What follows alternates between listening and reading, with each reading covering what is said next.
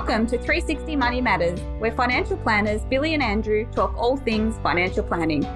This podcast aims to increase your knowledge and confidence with all things money. Each week, they will cover topics like wealth creation strategies, investment principles, creating passive income, paying off your debt faster, and much, much more, so you can live a life on your terms without limits. Hello and welcome back to another episode of the 360 Money Matters podcast. I'm Billy and I'm joined by my co-host, Andrew. Bills, here we are, back again, another podcast, another day. That's it, Andrew. Another day, another podcast. Looking forward to bringing a whole heap of value to our listeners and our viewers today. Yeah. Andrew, straight into it. What are we talking to people about today? Really hot topic too? Yeah, look, we're getting this question all the time. Clients are asking, look, what's the outlook for interest rates? What's going to happen? Some people are talking about rate cuts, and it's I think topical for people just in terms of where their mortgage rates have gone and what's likely to happen into the future. So today we're going to talk a little bit about what some of the consensus around is with interest rate outlooks. Yeah, and this is a really interesting topic and quite timely as well too. One of the things that we've been experiencing in terms of our conversations with clients, and I've been saying this over the past couple of podcasts, but the positive thing that's come out of the interest rates increasing is that the only positive thing is that people are paying more attention to their debt, which is great. So this is just more so in line with, I guess, that rhetoric that we're hearing and those conversations that we're having with people around, okay, it's gone up, we've seen a few things, we've heard a few things, where is it going to go? And essentially, I mean, what people are trying to answer the question to is, how much more pain am I going to have? how much more pain, and we don't mean to laugh because this is a really serious topic, but how much more pain are we going to need to endure? And that's more so a leading indication of, are rates going to go up, or how long am I going to need to experience this level of, I'm going to be really careful here in terms of how I say it, but interest rates, I'm not going to say higher interest rates because really they're probably more normalised now than what they have been. Yeah. But, Andrew, let's get cracking. Let's get into it. Yeah. Look, I think the reason that we're starting to, get a lot of questions about this and people are starting to question it is we've seen 2 months of interest rates on hold. And this is a deviation of what we've seen over the last 12 months where the RBA has been, pushing interest rates up higher month in, month out. And we've seen months where they've gone up, 0.5 as opposed to, the standard 0.25. So for us to have seen 2 months of interest rates staying on hold, everyone's now starting to think, is this it? Are we there? Have we reached the ceiling? Are rates going to come down? So I think that's a good starting point to just call out that, okay, we've seen a couple of months of interest rates on hold. What's the outlook thereafter? Time for a party. Yeah, exactly right. It's funny. I mean, everyone's talking about, the pressure that people are feeling on their mortgage and also, just in their day-to-day living with inflation being rampant as well. And so it's interesting to see the renewed confidence by things just staying even. So it's not like things have gotten any better. Things have just stayed to where they are, and you've really seen some optimism and some confidence come back into the market as a result. Yeah, well, that's a really interesting thing, and I might call that out because I've experienced the same thing too in terms of the conversations that I'm having with people. And I think there's a bit of a misconception out there that, hey, we're at the peak and we're at the top of the mountain, and what happens when you get to a top of a mountain? You start coming back down the other side. Now, for me, I think that's a fallacy, and we'll talk about that a little bit in a sec, but people are seeing that, they're getting this confidence going, yes, I've managed to survive this, I've managed to buckle down, and whatever we needed to do, we did to get through it. Great. If we've seen the RBA haven't made a decision, they've stayed on hold, we're starting to hear a few things, bits and pieces. So the question or the thinking is, when does this start to go down? Yeah. So I think we just really need to be careful around, hey, where are we at in the rate cycle versus when are we going to start going down? Because that confidence that I'm experiencing in terms of conversations that I'm having with people, I think there's a bit of a fallacy out there that people think we're going to start seeing rates drop, and we will at the right time. But I don't think we're going to see rates drop to what we were expecting. This is going to be the new rate environment that we're going to experience. Maybe there's a few adjustments here and there if we need to stimulate the economy a little bit. But we're not going to see, we're not over the mountain and we're going to go start going down at the same speed as what you. Up, yeah. That's it. Yeah. And look, I think it's the cash flow pressure that a lot of households are experiencing at the moment. Not to say that there's, no end in sight. There will be some relief, and I don't think it will necessarily come from an interest rate market coming down. The intention of what the RBA is trying to do is not necessarily bring interest rates down in order to relieve cash flow pressure, but for inflation to come down in order to relieve the cash flow pressure that people are experiencing, because most households have been impacted, not just in that, interest rates have been going up, but at the same time, inflation and their cost of living has also been increasing. And so that rising cost of living, the intention of the interest rates is to slow that down. And so that will be where any cash flow pressure relief comes from, not necessarily from, as you've been saying, you think of a mountain, you're at the top of it, and it's going to come down from an interest rate side of things. But nonetheless, we are still seeing economists talking about potentially rates coming down in the future. Yeah, and I think it was CBA's chief economist came out recently, and they were talking about, because they're the biggest bank in terms of transactional accounts, and they were saying that the data that they can scrape from those accounts in terms of where people's spending is at and just what it looks like, they've essentially come to the conclusion that we're going to start seeing a rate decrease as early as, I think they were saying March of next year. Whether or not that holds true, but once again, from an economist's perspective, or from the RBA's point of view, what they're saying is, look, we're taking a wait and see approach because we need to let these rates, the movement in rates, sort of wash through the cycle. And then I think we're probably going to see that pause for a little bit longer and then tick over to next year. And there's a few blips in the data at the end of the year, which, needs to be interpreted a particular way with, retail Christmas spending over Christmas spending and things like that. So I don't think we're going to see anything specific here. And we'll talk about, the probability of what the rate tracker is pointing to and things like that.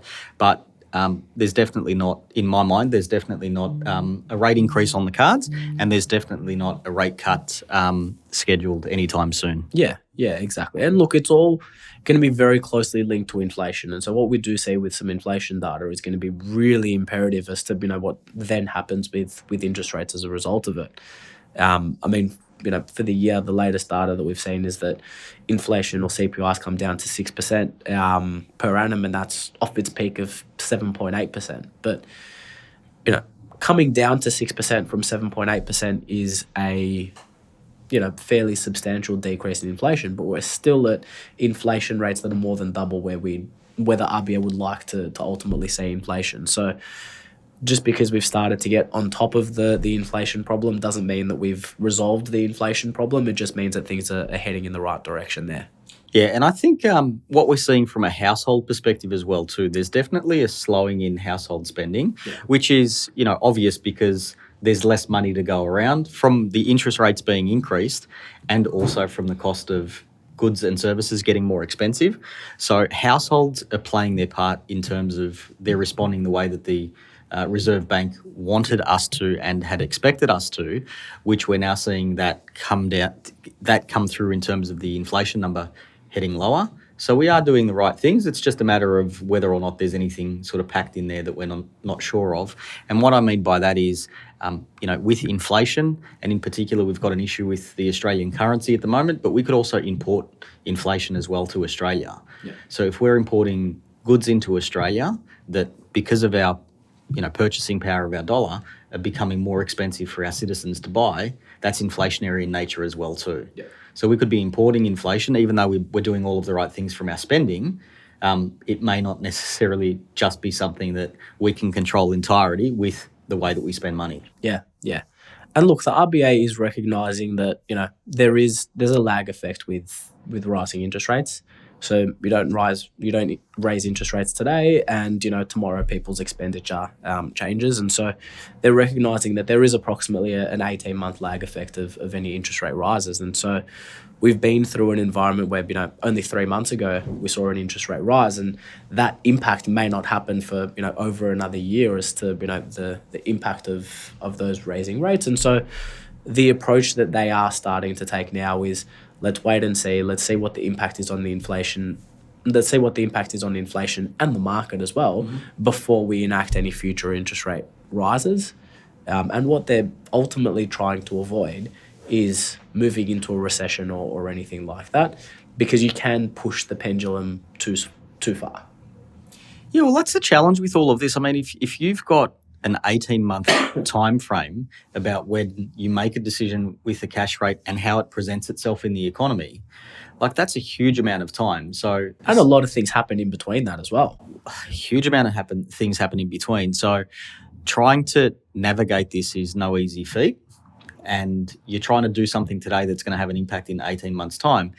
Our data collection is getting better and better. Our technology is getting better and better, and that's got a fair bit to do with, with our digital banking system and things like that. We were talking about the Commonwealth Bank before in terms of the data that they can access from their customers. But from the RBA's perspective, and this is the reason why they give a range between the 2 and 3% mark of inflation, is because you can't just set it at a particular number. You're looking for a range because it is hard to steer the economy in that particular direction. And you've got so many factors that are influencing inflation in particular. Yeah. And the reason why it's 2 or 3% is because that's the number where an economy operates at its most optimal, because you can't have no inflation because that won't work, and you can't have too much inflation because that won't work either. Yeah. So 2 to 3% is the long-term range and average that the RBA sets for the Australian economy in order to aim for and ultimately try and achieve. Yeah, exactly right. And so the fact that we're still at 6% inflation rate does mean that either one of two things is going to happen, and that's that inflation will still continue to head down in the same trajectory, and we'll eventually see that that rates will pause or potentially at a future point in time start to come down. Or alternatively, if we do see some data come through with inflation numbers ticking higher or not going down in terms of its desired rate, then we are going to potentially be looking at some interest rate rises once again, and further interest rate rises as a result of it. So I don't think it's as simple as rates have peaked, they're going to go down, and that's ultimately going to happen. There's definitely a lot more that needs to transpire before we do see rates come down. Yeah, and Andrew, you spoke about recession before, and the risk of this thing going too far. And once again, it's a really difficult task for the Reserve Bank and the government to be able to try and navigate through with this. But we talk about it going too far and potentially doing some damage along the way and trying to get this soft landing. Yep. And the reason why I've gone down this path is because I wanted to put another plug out there to our sponsors. So Qantas, if you're listening and we're talking about soft landing, then maybe we could interject every time. Billy's just really going out there with any sponsorship, anything that... I thought maybe 40 Winks we could still do soft landing. I mean, their soft mattresses are... We can diversify now. So every time we say sleep test, 40 Winks will jump in. Yeah. Every time we say soft landing, Qantas, we can pause the podcast and Qantas can... maybe there's a drinking game in all of this. Not that we want to, encourage that with all of our listeners, but, anytime that we say soft landing, you need to have a swig. Andrew, I've gone off the rails. So tell me, where was I going with soft landing? Basically, I was talking about trying to navigate the economy to do this smoothly, hence the soft landing, as opposed to... I don't know, what's the opposite of that? A crash landing and pushing the economy into a recession. So that is still the objective. But the chances of a recession are still very real. The chances of inflation still presenting itself and, not doing what we need it or want it to do is still real as well too. And we're seeing, in terms of the notes that the Reserve Bank are putting out, they're always kind of the last almost paragraph is almost the same, but we'll do whatever the data tells us to do. So that's, we are heading in the right direction. We are doing the right things from that perspective. But once again, you just don't know. But the overarching caveat that I've got with this is that we should not be expecting that interest rates are going to go back to the level that we've seen or experienced in the past. And if that is the case and you're banking and relying on that, shameless plug again, you definitely need to talk to your financial advisor. Come and have a chat to the team at 360 Financial, because it's definitely not going to be the case. And if you're banking on that, you're going to run into some trouble. look, realistically, there's probably one scenario where interest rates come down dramatically. And that scenario is we go through some serious recession, and all of a sudden, the RBA is now not in an environment where inflation is high and you're trying to keep inflation down, but rather you're trying to spur an economy on in order to, get people spending and getting, an economy and a market going. That is really the one scenario that we can potentially see rates coming down dramatically. Now, if something like that happens, very likely you've got other issues rather than just, your mortgage rate and all of that. So that's probably, the one dire scenario where we do see rates coming down dramatically. However, and this is not to say that we don't go through a recession, but the rhetoric from most economists are starting to turn. So if you had this conversation 3, 4, 5 months ago, most economists were saying that, look, there is a very real and likely possibility that we are going to go through a recession. Now, we are still seeing economists that are saying that, hey, that is still a very likely scenario that we will go through, but more economists are starting to swing onto the side of, maybe we've actually gotten past this. Maybe we've actually been able to, slowly bring down inflation, keep the market on track, and not crash an economy as a result of it.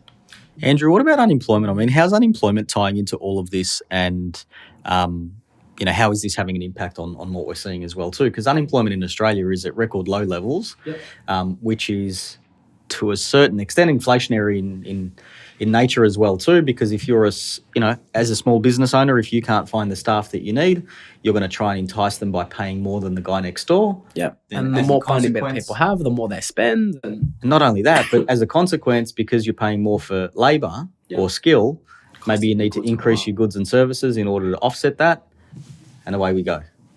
Yeah, I mean, look, unemployment is one of the things that the RBA actually wants to turn in the other direction. So they've specifically come out and said that, look, we need unemployment to increase and start moving in the other direction, which is not a great prospect because it means that people are losing their jobs as a result of it. But that is what's keeping, or that's one of the major things that it's really keeping inflation quite high and stopping the on one hand, it's keeping inflation high, but on the other hand, it's keeping the market quite strong and confident because people are, confident in investing and doing things and spending money when they've got a secure income. So unemployment is one of those things that is really having a dramatic impact on both sides of, inflation, but also in keeping the market moving along quite strongly, which really the last 12 months have been, from a share market perspective, very positive, both domestically and even if you're looking at the US market as well. Yeah, it's and that's some of the complexities that we were talking about before. It's just there's so many different things happening and so many things that you need to monitor as an economist and as our Reserve Bank, and to try and predict forward as well too. So current rate tracker, looking at as it currently stands, 93% chance of a rate hold at the next RBA meeting. Yep. And a 7% chance of a rate drop. So I think that's the interesting part is RBA rate tracker is a tracker of what the market is expecting the RBA to do in the next meeting. And so at time of recording, we've got a little bit over a week until there's another RBA meeting. Now, in how it's been captured, say 6 months ago, what you would see is that the market would be factoring in the likelihood of a rate hold and the likelihood of a rate rise. We're now seeing the rate tracker flip in the other direction, and it's still very unlikely that rates will stay or rates will go down. There's only a 7% chance that rates will drop. However, the market is now factoring in or considering a rate drop rather than a rate rise, and I think that's where most people's thinking is starting to shift, in that maybe we have seen the peak in terms of interest rates. Well, I mean, in saying that, you can only choose 3 outcomes. It's an increase, a hold, or a decrease. So it's interesting that we're seeing either all of the economists who participated in this were saying either a hold or a drop. Nobody's saying increase. Yeah. So that's a positive sign from that perspective. Yeah, exactly right. And I think the key message and the key takeout that we want to get in this podcast is, if you are experiencing cash flow pressure as a result of interest rates increasing, because that's usually where most people are coming from when they're saying, a rate's going to go down. I would not be doing nothing and just hoping that rates are going to come down, because if they do come down, we are talking about something that's likely to happen long term into the future. And so addressing the root cause of the problem and addressing the real issue is definitely, the right step to take, rather than just sitting and waiting for rates to come down. Yeah, and probably just an extension of that. I don't think your whole financial strategy, or not even your financial strategy, because that's more of a lingo that we tend to use, but the way that your finances work from a household level perspective, I don't think should be revolving around or on a knife's edge in terms of what the interest rates are doing. And if that's the case, that's a really big indicator in my mind that something is not where it needs to be. Go and have a chat to someone to be able to build a strategy or a plan, or get some clarity around certain things so you can move forward with confidence, knowing that you've got, your affairs looked at, optimized, you've got some structure, and you don't have to worry too much about what's happening necessarily. Or if something is going to happen, you've got a plan or an idea of what course of action to take at that particular point in time. Yeah. I think that's probably the key takeout from my end. But other than what I was saying before, that I don't think rates are going to come down the same way that I guess a few people that I've been speaking to recently have been expecting. Yeah, absolutely. Absolutely.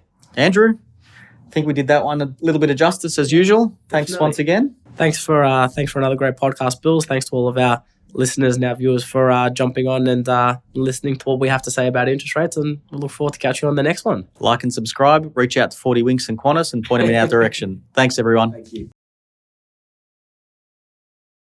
Thanks for listening today. If you have any questions on what we talked about, or would like to have a chat about your money journey, visit us at 360fs.com.au. Just a reminder to our listeners that the information contained in this podcast is general in nature, and it is not intended as personal recommendations for the audience. Please consider whether the information suits your circumstances before acting on it. This information is provided by Billy Amaritis and Andrew Nicolaou of 360 Financial Strategists Proprietary Limited, authorised representatives and credit representatives of AMP Financial Planning.